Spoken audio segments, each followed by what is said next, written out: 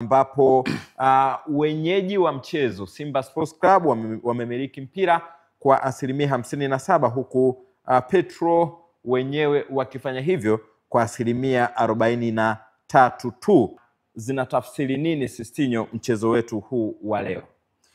Nafikiri takwimu zinaonyesha kwamba ilikuwa ni mechi ya kama pande mbili, lakini mmoja ndo kaitafsiri vizuri. Ukiangalia kwenye mashuti zaidi ya 12 Simba shuti ambalo lilenga langu kwa zaidi ya dakika 90 ni shuti moja tu, na lilikuwa mwanzoni mwa mchezo. Utaona namna gani ambavyo kwao ilikuwa ngumu sana, kwanza kuwa wafanisi kwenye nusu ya wapinzani wao, lakini pia kutengeneza zile nafasi na hata kupata nafasi za kufunga. Lakini ukiangalia kwa wapinzani wao pia walipata mashuti mawili tu dakika zote 90, moja wao likiwa ni goli, si ndivyo? Kwa hiyo utaona ni timu mbili ambazo zilikutana, zilipiana ushindani sana kwenye kila mmoja kwenye nusu yake alikuwa bora, lakini kwenye nusu ya mwenzake alikuwa na mapungufu zaidi. Kwa hiyo nafikiri hicho ndo kitu ambacho tulikiona zaidi kwa siku ya leo kwa upande wa takwimu yao. Ama impact yao ilikuwa nini?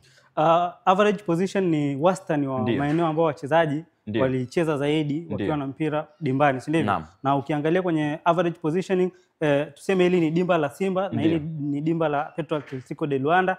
Na Petro Atletico de Luanda walikuwa wakishambulia kutokea huku kwenda huku kwa uelekeo huu, na Simba tutashumu walikuwa wanashambulia kutokea huku kuelekea uelekeo huu kama mshale unavyoonyesha na mshale wa Petro Atletico de Luanda unavyoonyesha. Na ukiangalia kwenye hizi average positioning za timu zote mbili, utaona wachezaji wa Simba walikuwa wakicheza zaidi kwenye nusu yao.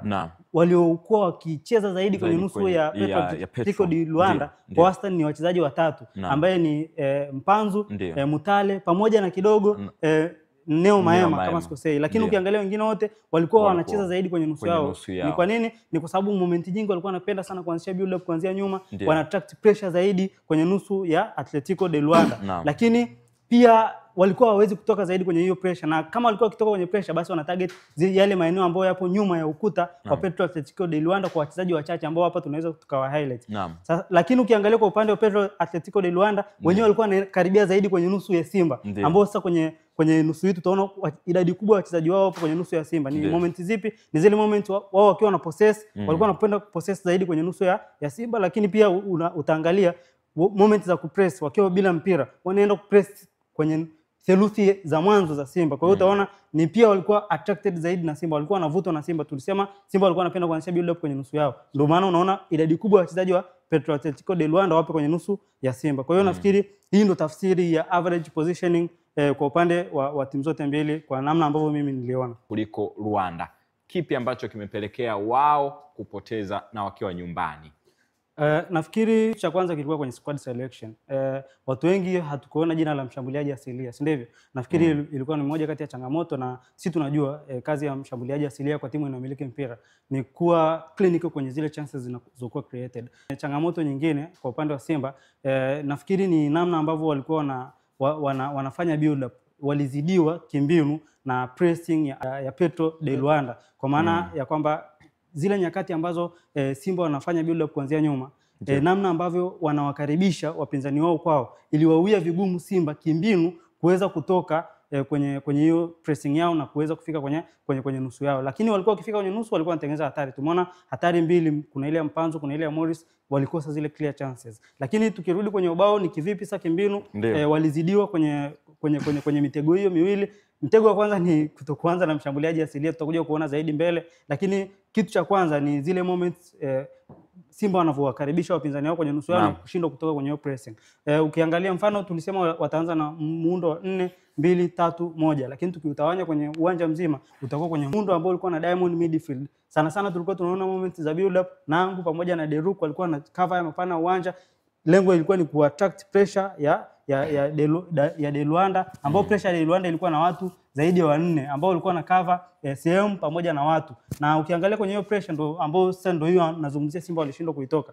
Wakikaribisha watu kwenye nusu yao, wapinzani wao kwenye nusu yao, walikuwa wanashindwa kutoka. Ni namna gani tunaweza tukatoka kwenye hiyo pressure? Ndio maana unaona mpira mwingi sana Simba walikuwa wanapenda kucheza kwenye nusu yao, kwa sababu walikuwa wanashindwa kutoka kwenye hiyo pressure na kufika kwenye nusu ya De Luanda. Na De Luanda walikuwa kipress, walikuwa wanaenda na watu wote. unaona hawa wingbacks wao wawili walikuwa na cover Kapombe pamoja na Mligo. Hawa viungo wakati walikuwa wanahakikisha Neo Maema pamoja na Kamara wapati hizo spaces za kujidai, lakini ulikuwa unaona mmoja akienda kupress basi utaona mwingine anaenda anaziba. Kwa hiyo walikuwa wanaenda wana press vizuri kiasi kwamba walikuwa wanawapa Simba mtihani. Na Simba target yao ya pili, target yao ya mwisho ikawa ni namna gani sasa wanapata hizi space behind, tunaita space nyuma ya mstari wa ulinzi wa De Luanda, ambao walipata hizo spaces na walifika mara kadhaa, na nafikiri ndio sehemu walikuwa wanafanikiwa kwa sababu hizi njia za katikati zilikuwa covered, kulikuwa kuna man marking nyingi, walikuwa hawawezi kupita kwenye central progression. Lakini pembeni De Luanda tunasema walikuwa wanatumia na mfumo ambao na watu watano, ambao watu watano Simba wakiwa wanafanya build up wabaki huku nyuma, walikuwa wanakuja wingbacks wao wana jump in. Kwa hiyo ilikuwa inazuia hata hizi njia za pembeni baada ya hizi njia za kati, tunaita wide progression. Kwa hiyo njia ya Simba ambayo ilikuwa inabaki, ndio maana ulikuwa unaona pasi nyingi sana za Yakub leo zilikuwa zinafika zinalenga watu wa mbele, kwa sababu alikuwa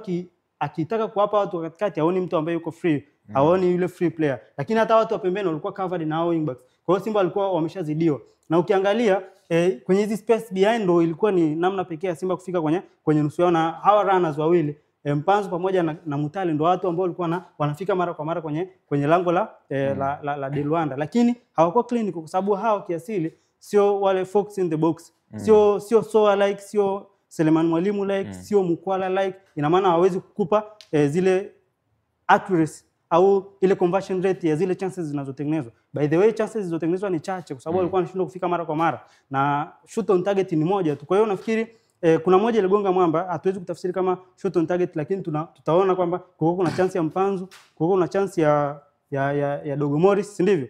Hao wote wawili walikuwa wanaweza kufanya ubao uweze kusoma goli kwa Simba, lakini walishindwa kwa sababu wao sio clinical.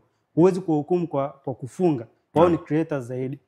Walikiboresha ambacho wao walikikosa kipindi cha kwanza na Simba walikikosa kipindi cha kwanza, lakini Simba hawakukingamua kufanyia tunasema alternative plan. Waliingiza mtu lakini hakwenda kufanya hivyo, lakini wenzao waliingiza mtu na akaenda kufanya. Ukiangalia De Luanda utaona walikuwa na mshambuliaji mmoja mbele, lakini walikuwa na viungo washambuliaji wawili nyuma yake wakati wakiwa na wingbacks, si ndivyo? Wawili, si ndivyo?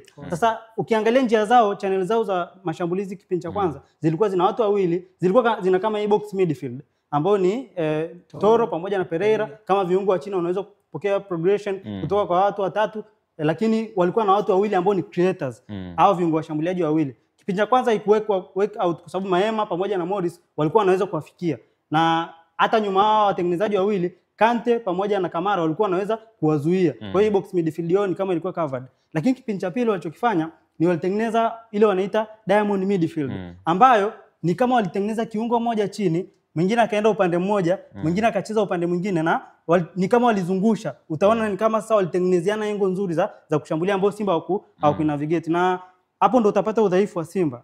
Simba hawakutengeneza plani nzuri wao wakiwa wanashambulia kuweza kuiepuka hii box midfield isiwazuie, lakini pia hawakuweza kuizuia pale ilipowaadhibu kwenye goli. Na kwenye goli mapungufu ya Simba yalikuwa kwenye depth ya uzuiaji. Yaani ukiangalia mstari wa mpira ulipopotea mpaka mstari wa Mligo alipopoteza mpira ilikuwa ni kwenye final third. Ilikuwa ni maeneo ya kupiga cross huko, si ndivyo? Kwenye mapana uwanja. Alipora mpira maeneo haya, lakini ukiangalia distance ya watu kutoka mstari Mligo alipo na washambuliaji wake na mstari wa mwisho mabeki walipokuwa, kulikuwa kuna depth kubwa kiasi kwamba hawa wachezaji wa De Luanda walikuwa wanaweza ku navigate hizi space. Ndio maana yule Seis alipopata mpira ilikuwa rahisi yeye katikati ya mstari kuweza kumsetia mchezaji mwenzake na kuweza kufunga. Kwa hiyo nafikiri mapungufu ya Simba pia yalikuwa hivyo kiuzuiaji. Kwanza walikuwa na distance kubwa ambayo ilitengeneza spaces katikati ya mstari yao ya uzuiaji, lakini pia nani ya mark nani. Lakini upungufu wa tatu ni ule kwamba haukuanza na typical striker.